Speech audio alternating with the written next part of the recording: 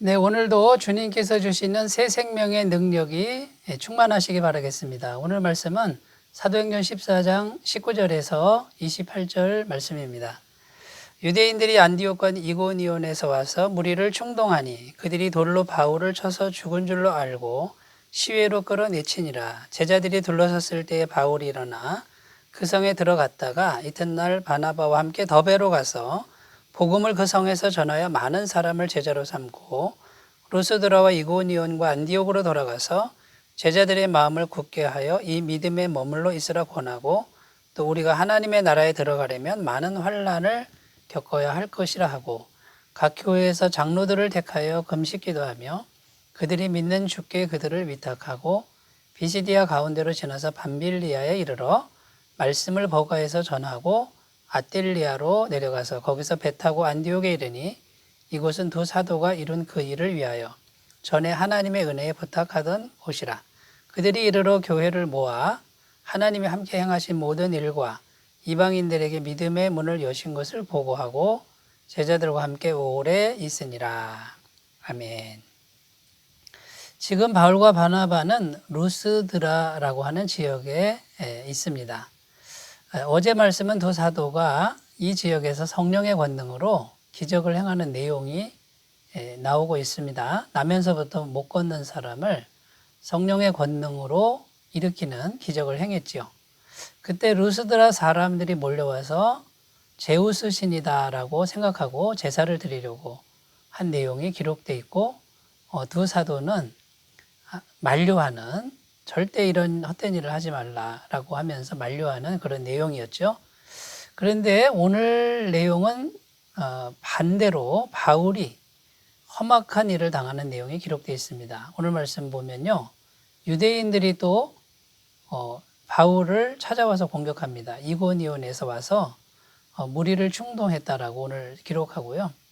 그 충동한 무리들이 돌로 바울을 쳐서 바울이 죽은 줄 알고 갔다. 이렇게 기록하는데 거의 죽음까지 간 거죠.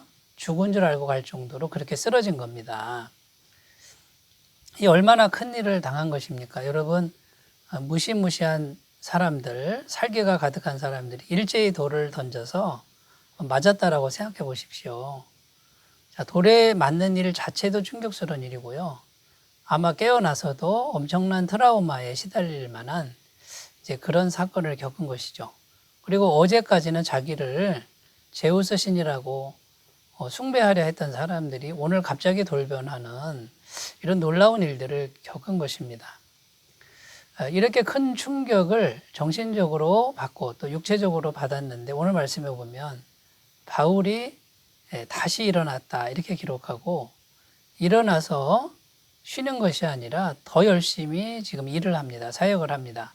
전혀 낙심치 않고 교회들을 돌아보고 형제들을 돌아보면서 믿음을 굳게 하고 이 믿음에 머물러 있어라.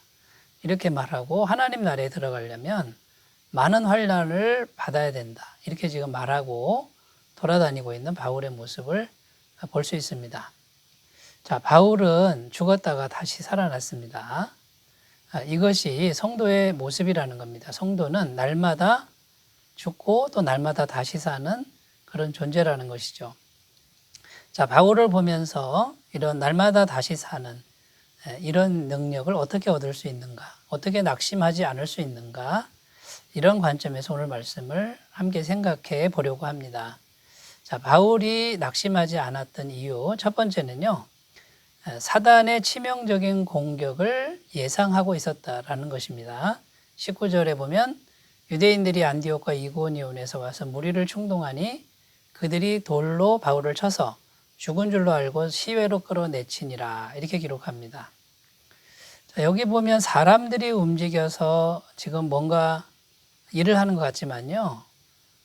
그 유대인들과 또 유대인들과 함께 결탁한 그 무리들 그 배후에는 마귀가 있다라는 것입니다. 사도 바울은 이 마귀가 있는 존재, 사단이 우는 사자같이 삼킬 자를 찾는다라고 베드로서에 기록하죠. 이것을 항상 예상하고 있었다라는 것입니다. 자, 마귀의 목적은 무엇입니까? 바울을 완전히 주저앉히는 겁니다. 바울 같은 사람을 주저앉히려면은 보통 충격으로는 안 되죠. 그러니까 아주 치명적인 공격을 하는 것입니다. 돌에 맞아서 죽이는 거죠. 그런데 이렇게 큰 충격을 받았어도 바울은 낙심하지 않고 일어섭니다. 사단의 공격을 예상하고 있었다라는 겁니다. 여러분, 그러므로 이런 사단의 치명적인 공격이 있을 거라고 예상하는 그런 마음의 준비를 한 사람은 다시 살 수 있다라는 것이죠. 여러분, 그러므로 우리는 항상 환난을 예상하고 마귀의 공격을 예상하는 그런 태도를 꼭 가지는 것이 영적인 지혜라는 것입니다. 사도 바울은 에베소서 6장에서 우리의 씨름은 혈과 육을 상대하는 것이 아니라 마귀의 군대를 상대하는 것이다라고 말하고 있습니다. 그때 말하는 씨름은요, 육박전을 의미합니다. 전쟁터에서 마치 죽지 않으면 서로 죽이려고 하는, 내가 죽이지 않으면 내가 죽는 이런 아주 절박한 그 싸움을 이 씨름이라는 단어에 들어가 있는 것이죠. 사도 바울은 기본적으로 마귀와의 싸움을 이렇게 예상하고 있었다라는 것입니다. 그러므로 우리가 이런 치열한 싸움을 예상하고 사역을 한다 그러면 환난이 와도 당연한 것이 되는 것이고요. 다시 일어서게 되는 힘을 얻게 될 줄로 믿습니다. 자, 두 번째, 바울이 어떻게 다시 일어섰는가? 영혼을 위해 해산하는 수고를 각오했다라는 것입니다. 21절에 보면 복음을 그 성에서 전하여 많은 사람을 제자로 삼고 루스드라와 이고니온과 안디옥으로 돌아가서 이렇게 기록합니다. 지금 돌에 맞아서 다시 일어난 사람이 육체도 성하지 않은데 계속 움직이면서 사역을 합니다.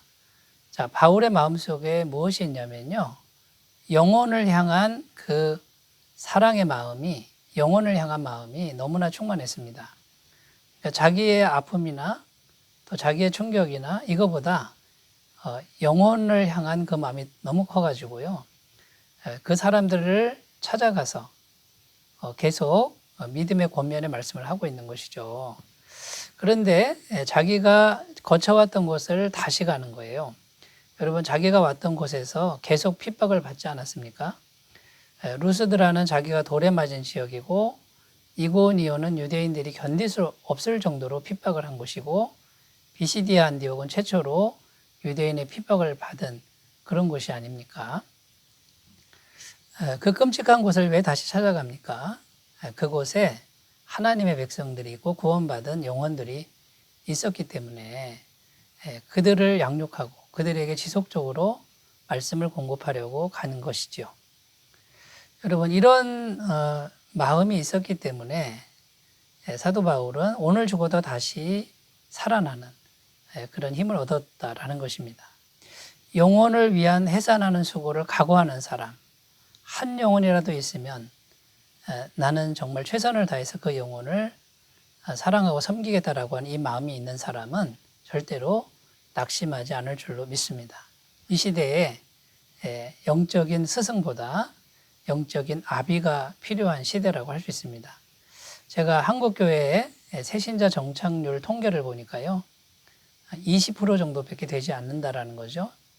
10명 중에 2명만 교회 정착을 하고 8명은 떠난다라는 거예요. 자, 전도가 안 되는 게 아닙니다. 많이 되는데 교회에 정착하지 못하는 것은 한 영혼 한 영혼을 아비처럼 양육하고 섬기는 그런 손길들이 부족하다라는 것이죠. 제가 전도를 나가보면 그 수많은 사람들 얘기를 들어보면 적어도 한 번쯤은 교회에 다 나갔던 사람들이 그렇게 많은 것을 발견하게 됩니다. 여러분, 영혼을 위한 해산하는 수고를 각오할 때 그것이 힘들지만 오히려 우리를 살리는 그런 계기가 될 줄로 믿습니다. 자, 세 번째입니다. 세 번째, 사도 바울은요, 주기적으로 영적인 돌봄과 휴식을 공급받았다라는 것입니다. 이것은 사도 바울 자신이 공급받는 걸 의미합니다. 27절, 28절에 그들이 이르러 교회를 모아 하나님이 함께 행하신 모든 일과 이방인들에게 믿음의 문을 여신 것을 보고하고 제자들과 함께 오래 있으니라. 지금 두 사도가 안디옥 교회에 돌아와 있는 상태입니다. 거기서 선교 사역을 보고하고요. 오랫동안 성도들과 제자들과 함께 있었다. 그 오랜 시간 동안 뭘 했겠습니까? 교제를 나누고 영적인 충전도 하고 또 육체적으로 회복하는 그런 시간을 가진 것이죠. 영적인 교제와 휴식이 정말 중요하다라는 겁니다. 이것을 충분히 하고 나서 이 바울과 바나바는 2차 전도 여행을 또 떠나고 또 3차 전도 여행을 떠나는데 항상 전도 여행 갔다 와서 이렇게 충분히 휴식과 교제를 하는 시간을 가진 것을 볼 수 있습니다. 여러분, 그러므로 우리 사람들은요, 사역도 열심히 해야 되지만 돌아와서 충분한 휴식과 충분한 영적 재충전을 해야 된다라는 것이죠. 그래서 우리가 이런 균형을 잘 맞추었을 때 넘어져서 다시 일어날 수 있는 새 생명을 공급받게 될 줄로 믿습니다. 자, 여러분은 지금 이런 영적인 공동체가 있습니까? 휴식을 취할 수 있고 영적인 은혜를 공급할 수 있는 그런 공동체가 혹시 확보되어 있는지, 없다면 그런 공동체를 만들어 가셨으면 좋겠습니다. 저는 주기적으로 모이는 목회자 부부도 있고요. 또 우리를 위해 기도해 주시는 평신도 분들도 있습니다. 이분들과 주기적으로 교제하고 맛있는 것도 먹고 재충전을 하는 그런 시간을 갖고 있습니다. 혼자서 하는 신앙생활은 너무나 외롭고 힘이 듭니다. 누가 옆에서 같이 기도의 끈과 또 사랑의 그런 손길로 돌봐줄 때 우리는 더 큰 일을 행할 수 있게 될 줄로 믿습니다. 10계명 중에 제 4계명을 보면 안식일에 대한 건데요. 이 안식일은 하나님께 예배하는 날이죠. 그러나 하나님께서 안식일을 제정하신 것은 인간을 위한 겁니다. 일주일에 하루는 쉬어야 된다는 거고요.